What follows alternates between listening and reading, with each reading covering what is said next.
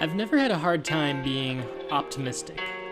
As a kid, believing the best about people, situations, came very naturally to me. But I've come to find that even the most optimistic people can still struggle with feeling pretty hopeless sometimes. This time, 1 year ago, was one of the hardest points of my life.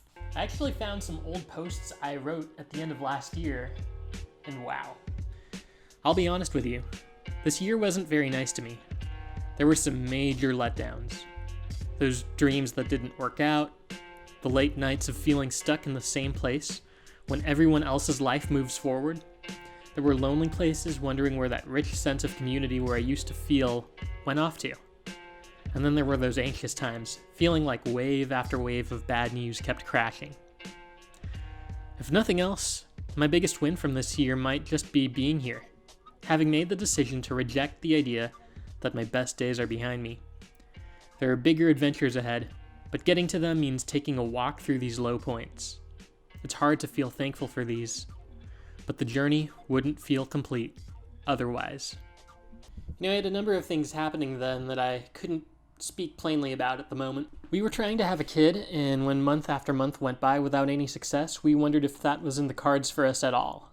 And then right around this time last year, Deanna got pretty sick, and the medicines she needed to get better were really tricky and actually created all kinds of complications.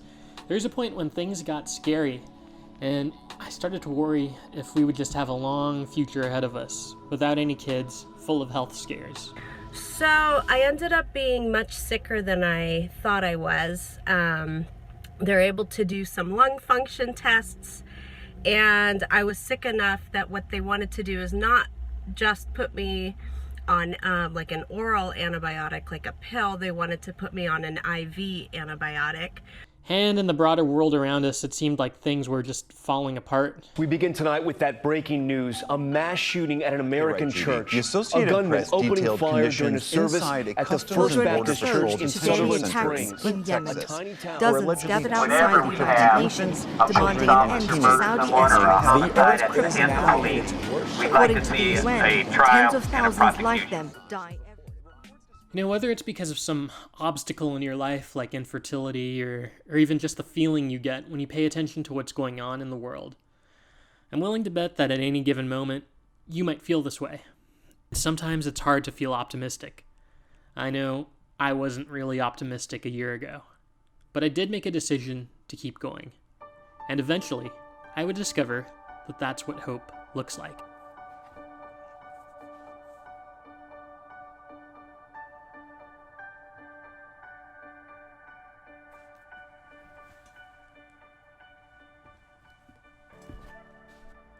So in the later part of last year, I took a trip to Haiti. I met guys like Nael and Raymond. I was really impressed with how openly these guys shared their lives with me. Nael used to work 12 hours a day, only to earn about 33 cents from his hard work. Raymond, around the same time, his brother was involved in a car accident and he was killed. And that sent Raymond down a long path struggling with a drinking problem. And I went with a colleague of mine, Guy, to visit them. Guy works in community development, especially around environmental restoration. It was around the same time that Nael and Raymond were going through these tough times that he started going to their community to try and create new opportunities. And the thing that struck me was that at the exact same moment when for them things seemed the most hopeless, that was when actually hope was in full effect. They just needed to choose to keep going. And they did.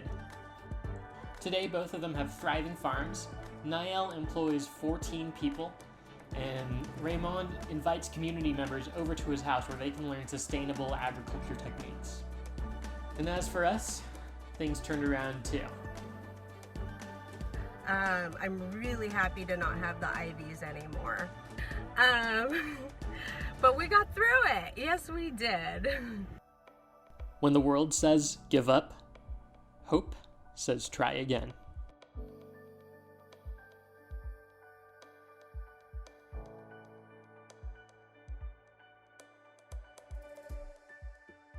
There is someone I want you to meet.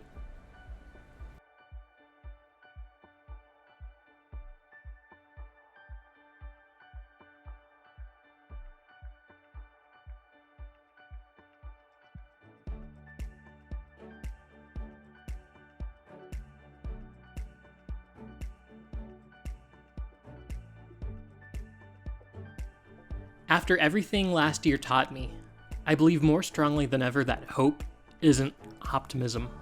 Now don't get me wrong, they're both good things, but if you've got to choose one, choose hope. Hope has far less to do with how you feel than you might think. It has everything to do with the decisions you make at that point, the decisions to keep going. So maybe you're feeling stuck. Maybe you feel like you're at some uncertain moment that feels like a beginning and an ending at the same time. But choose hope. And keep going. Keep showing up. Keep moving forward. Keep doing the next right thing you know you're supposed to do. Because you've got to hold on to this truth. Even when things seem stuck, empty, or hopeless, you never know what good lies right around the corner.